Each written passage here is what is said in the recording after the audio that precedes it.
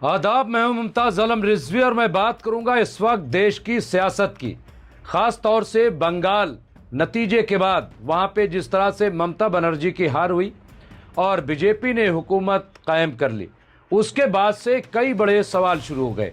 यही नहीं बल्कि टीएमसी जो बिखर गई है और अब ये कहा जा रहा है कि ममता बनर्जी फिर घर वापसी करेंगी, यानी दोबारा कांग्रेस में वो आएंगी और टीएमसी को कांग्रेस में मर्ज कर देंगी।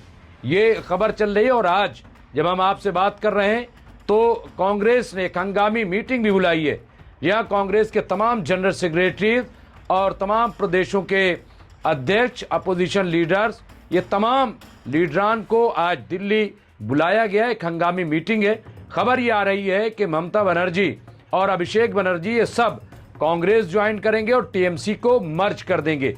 तो ये इस वक्त की बड़ी खबर है, लेकिन क्या इससे मसला हल हो जाएगा? सबसे बड़ा सवाल ये है कि क्या रीजनल पार्टीज अब महफूज हैं, क्योंकि ये पहला मौका नहीं है जब टीएमसी टूटी है। इससे पहले आपको याद होगा कि अगर देखें, महाराष्ट्र में शिवसेना टूटी, महाराष्ट्र में ही एनसीपी के दो टुकड़े हुए, बिहार में अगर देखें तो वहां एलजेपी लोक जनशक्ति पार्टी के दो टुकड़े हुए, और यही नहीं बल्कि दूसरी अपना दल के दो टुकड़े हुए। कई पार्टियां जो हैं जो अपना थोड़ा बहुत वजूद रखती थी, अभी बीएसपी बची हुई है, हालांकि उसके मुकाबले में एक दूसरी पार्टी को खड़ा कर दिया है। समाजवादी फिलहाल महफूज है, उसमें किसी तरह की कोई गड़बड़ी नहीं दिखाई दे रही, लेकिन क्या मुस्तकबिल में वो पार्टियां महफूज रहेंगी? आप देखिए कि बिहार में अगर देखें, जेडीयू के दो टुकड़े नहीं हुए, लेकिन अंदर खाने से वो भी टूटी हुई थी। अगर नीतीश कुमार थोड़ा से दाएं बाएं करते तो जेडीयू भी दो हिस्सों में तकसीम हो जाती, इसमें कोई दो राय नहीं है। लेकिन चूंकि नीतीश कुमार बड़े सियासतदान हैं, वो हर सियासत को समझते हैं और इसलिए उन्होंने अपने आप को महफूज रखा। उन्होंने जेडीयू को टूटने नहीं दिया, बल्कि सियासत को आगे बढ़ाया और एक लंबे अरसे तक मुख्यमंत्री की जिम्मेदारी के बाद वो राज्यसभा चले गए। तो ये यहाँ है, लेकिन बहुत बड़ा सवाल है कि आखिर ये हो क्या रहा है। आम आदमी पार्टी में भी आप देखिए, वो दो ही टुकड़े कहेंगे। जिस तरह से राज्यसभा 7 राज्यसभा के मेंबर आम आदमी पार्टी के निकल कर बीजेपी में शामिल हो गए। अब खबर ये आ रही कि टीएमसी से भी तकरीबन 18 से 20 लोकसभा सांसद वो जा रहे हैं। ये तमाम ऐसी खबरें हैं। आखिर में ये देश में क्या हो रहा है? क्या वाकई ये एक डेमोक्रेटिक सेटअप है, या मुल्क जो है एक नए बदलाव की तरफ जा रहा है? मुल्क जो है एक नई सियासी पारी खेलने की तरफ बढ़ रहा है क्या ये माना जाए कि अब रीजनल पार्टियां खत्म हो जाएंगी? क्योंकि जो नहीं टूटी वो डरी हुई हैं, वो सहमी हुई हैं। ऐसा नहीं है कि उनके अंदर खौफ नहीं है। अगर देखा जाए तो कांग्रेस में भी सेंधमांदरी हुई है, क्योंकि मध्य प्रदेश में आप देखिए कि किस तरह से वहाँ पे तोड़ा गया अरकान को, और उसके बाद वहाँ कांग्रेस की हुकूमत से बीजेपी की हुकूमत बन गई। हर जगह ये खेल खेला जा रहा है, हर जगह ये सियासत हो रही है। लेकिन अब ये कि इसका हल क्या है? रीजनल पार्टीज क्या अपने वजूद को खो देंगी? क्या वो किसी एक पार्टी में मर्ज होंगी, या फिर मुत्तहदा कोई काम करेंगी? क्या उनके पास सलूशन है? कैसे वो अपने वजूद को कायम रखेंगी? ये एक बड़ा सवाल है। उत्तर प्रदेश का चुनाव होने वाला है। उत्तर प्रदेश के चुनाव में क्या होगा? बंगाल के नतीजे के बाद सब कयास आराइयाँ कर रहे हैं, यानी सब एक ज़बान यही कह रहे हैं कि उत्तर प्रदेश का भी कुछ होने वाला नहीं है। जब बंगाल में ममता जैसी लीडर जो फाइटर थी, जो लड़ने वाली थी, जो आवाज़ बुलंद कर रही थी, जब उनका कुछ नहीं हो सका। ये बात अलग है कि अब लोग ये कह रहे हैं कि वो अपनी अना की वजह से, गुरूर की वजह से हारी। अगर वो कांग्रेस को साथ में ले लेती या एक गठबंधन कर लेती तो शायद ऐसे हालात न बनते, ऐसा तजिया निगार कह रहे हैं। लेकिन ये तो कहने वाली बात है। लेकिन उत्तर प्रदेश में क्या होगा? क्या, मैंने पहले भी सवाल उठाया था कि क्या उत्तर प्रदेश में कोई गठबंधन बनेगा, या बगैर गठबंधन के चुनाव होगा। क्या उत्तर प्रदेश में बीजेपी को हराना इतना आसान होगा? बार बार एक ही बात आ रही है, बार बार जो तान टूटती है वो माइनॉरिटी को लेकर के, मुस्लिम को लेकर के, हिंदू मुस्लिम एजेंडे को यहाँ भी सेट किया जा रहा है। आप बंगाल में देखिए कि क्या कुछ नहीं हुआ। और अब तो मैं कई तरह से सोच रहा हूँ, मुझे लग रहा है कि कितने हुमायूं कबीर, ये सवाल मैं इसलिए कर रहा हूँ क्योंकि हुमायूं कबीर ने नई पार्टी का ऐलान किया।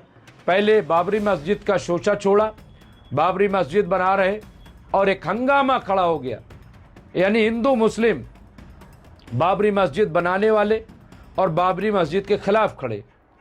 और खिलाफ कौन खड़ा होगा? बीजेपी खड़ी होगी, जाहिर सी बात है, यही एजेंडा था पूरा। लेकिन हुमायूं कबीर का क्या हुआ? कहाँ है बाबरी मस्जिद? क्या हुमायूं कबीर आज तक अरेस्ट किए गए कि आखिर तुम क्यों बाबरी मस्जिद बना रहे हो? जबकि अब तो बीजेपी सरकार आ गई है बंगाल में, तो क्या हुमायूं कबीर को जेल भेजा गया? नहीं भेजा गया। हुमायूं कबीर जीत करके भी आ गए, कैसे आ गए बहरहाल। लेकिन तो कितने हुमायूं कबीर?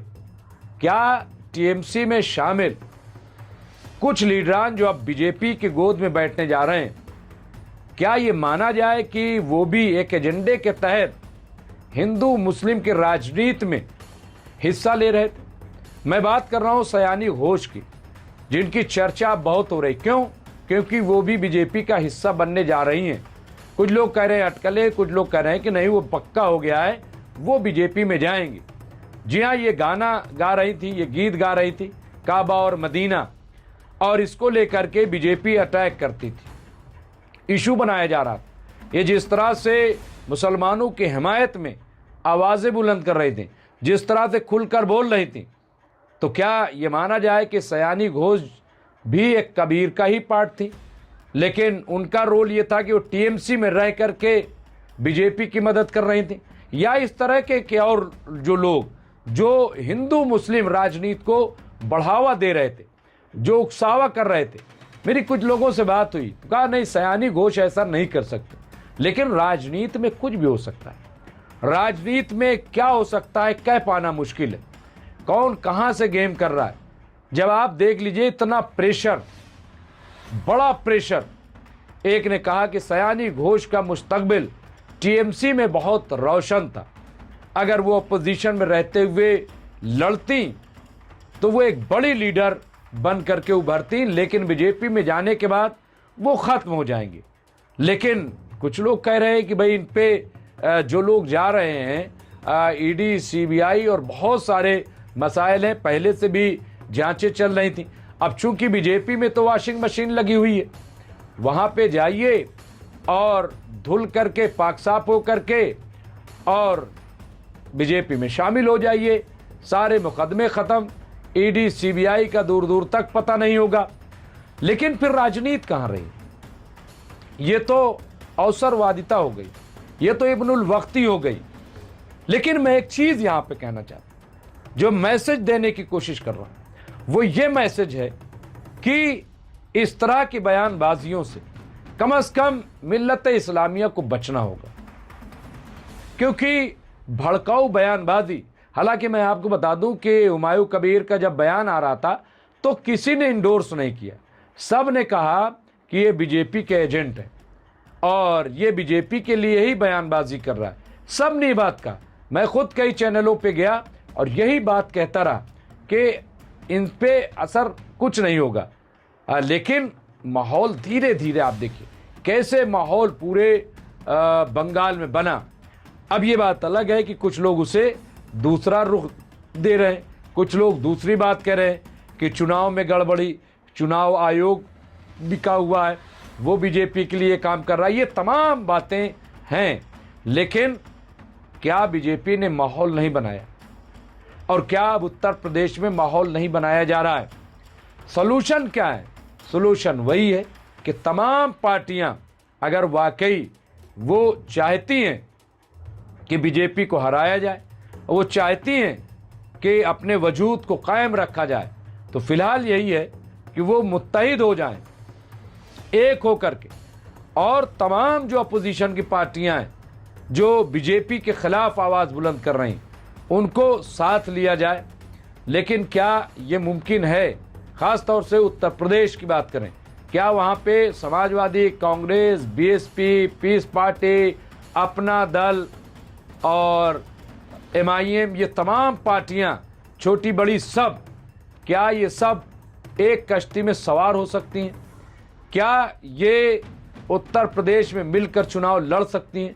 ये बड़ा सवाल है। अब इसमें कांग्रेस का भी देखिए, ममता बनर्जी जा रही जैसा खबर है कि उन्हें सोनिया गांधी ने ऑफर दिया है कि हम इन्हें उपाध्यक्ष बनाएंगे कांग्रेस का। मैं आपको बता दूं कि तमाम पार्टियों की तरह कांग्रेस में उपाध्यक्ष बहुत कम बनाए जाते हैं, ना के बराबर। तो अगर उपाध्यक्ष बनाया जाता है तो क्या इस पर राजी हो जाएंगे? दूसरा एक ये भी, अभिषेक बनर्जी ने एक डिमांड रखी थी कि ममता बनर्जी को राज्यसभा भेजा जाए और राज्यसभा में उन्हें अपोजिशन लीडर बनाया जाए। तो क्या कांग्रेस इस बात को मानेगी? आज मीटिंग चल रही और शायद इस पर मंथन हो। इसके अलावा ये खबर भी है कि शरद पवार जो एनसीपी के सरबराह हैं, एनसीपी दो हिस्सों में तकसीम है, आपको पता है। तो एक अजीत पवार जो इनके भतीजे थे, उन्होंने अलग पार्टी बनाई, अब अजीत पवार नहीं है, लेकिन उनकी पत्नी जो इस वक्त महाराष्ट्र में उप मुख्यमंत्री हैं, वो उस पार्टी को देख रही हैं। और दूसरा शरद पवार की पार्टी है। तो क्या शरद पवार भी वापसी करेंगे? कई बार ऐसी बातें आई, उन्होंने भी कुछ शर्तें रखे थे कि उन्हें महाराष्ट्र जो है वो कांग्रेस सौंप दे। अगर उन्हें महाराष्ट्र सौंप दे तो यानी उनकी बेटी को अगर महाराष्ट्र की कमान सौंपी जाए और उन्हें सीएम का उम्मीदवार बनाया जाए तो शायद वो अपनी पार्टी एनसीपी को मर्ज करें। तो क्या आज जो बैठक होगी उसमें इन तमाम मुद्दों पर चर्चा की जाएगी? क्या इन पर बातचीत होगी? क्या होगा? क्योंकि देखिए, खतरा सबको लाक है। अब कोई पार्टी ये नहीं कह सकती कि वो महफूज है, क्योंकि सब पे कहीं ना कहीं एक तलवार लटकी है। तो कांग्रेस कैसे रिएक्ट करेगी? कांग्रेस कैसे अपना बड़ा दिल दिखाएगी? और कांग्रेस कैसे इन लोगों को समेटेगी? ये एक बड़ा सवाल है और यही चीज़ है। क्या ममता बनर्जी को अपोजिशन लीडर बनाया जाएगा? ये देखना होगा कि और क्या बंगाल में ये माना जाए कि अभिषेक बनर्जी को कांग्रेस का अध्यक्ष वहाँ बनाया जाएगा? कई ऐसे सवाल उठ रहे हैं, अभी देखना बाकी है। लेकिन ये कि एक बड़ा मंथन शुरू हुआ है, बड़ी बहस जो है शुरू हुई अपोजिशन में। इंडिया ब्लॉक के बारे में तो मैं पहले कह चुका हूँ, लेकिन कांग्रेस के बारे में कि कांग्रेस क्या शेप ले रही है, कांग्रेस किस तरह से अब अपने आप को पेश करेगी, कांग्रेस क्या अपने इंटरनल जो झगड़े हैं वो खत्म होंगे? क्योंकि अभी सचिन पायलट को भी राजस्थान की पूरी जिम्मेदारी दे दी गई है और 2029 के लिए कहा गया है कि आप तैयारी करो। तो क्या उनको फुल हैंड जो है वो दे दिया जाएगा 2028 के लिए कि आप जाइए, तैयारी कीजिए और वहाँ से आप इस बार जब आप जीतेंगे वहाँ पे तो आप मुख्यमंत्री बनेंगे? तो एक मसला तो राजस्थान का ख़त्म हुआ। तो इस तरह से क्या अपने आप को अब कांग्रेस रिवाइव कर रही है? किस तरह की चीज़ें होंगी अभी सब सामने निकल के आएगा। लेकिन कांग्रेस के सामने भी बड़ा चैलेंज तो है, क्योंकि जिस तरह से बीजेपी एक के बाद एक अपने आप को मजबूत कर रही।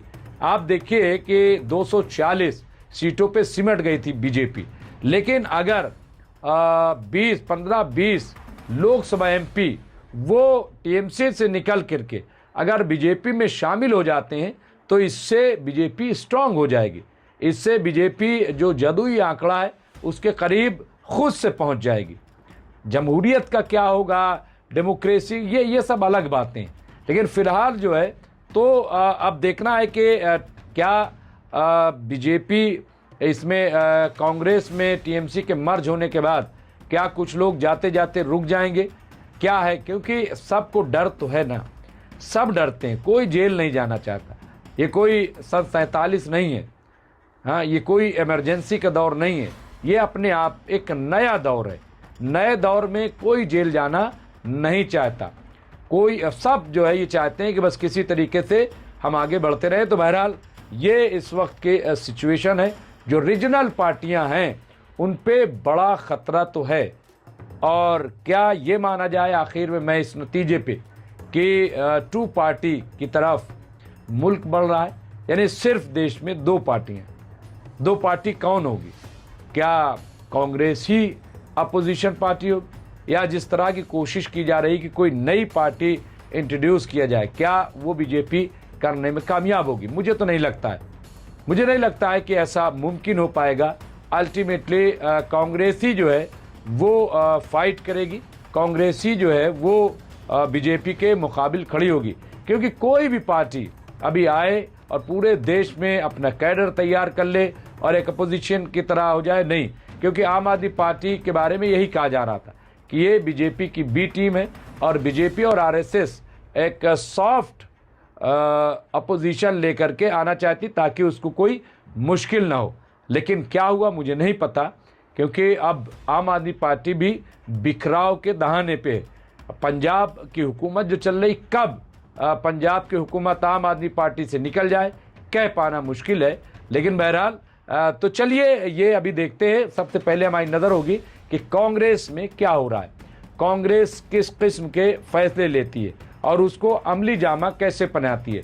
क्या ममता बनर्जी वाकई कांग्रेस में अपनी पार्टी को मर्ज कर देंगी, और क्या कांग्रेस ममता बनर्जी को राज्यसभा में अपोजिशन लीडर बनाएगी? क्या शरद पवार जो है वो अपने एनसीपी को इसमें मर्ज कर देंगे, और क्या कांग्रेस पार्टी शरद पवार को कोई बड़ा दर्जा देगी?